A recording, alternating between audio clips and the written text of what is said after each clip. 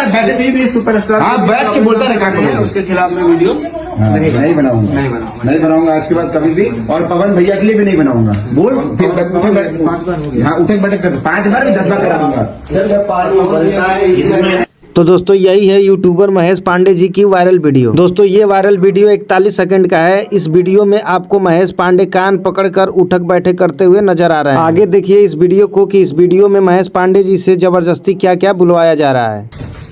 आज के बाद बोल बेहतर है आज में उठक बैठक कर। सॉरी आज के बाद मैं वीडियो नहीं बनाऊंगा। वीडियो बनाऊंगा फिर कान पर 5 बार उठक बैठक कर। भैया के खिलाफ वीडियो मैं बोल रहा हूँ तू रिपीट करते जा। कान पकड़।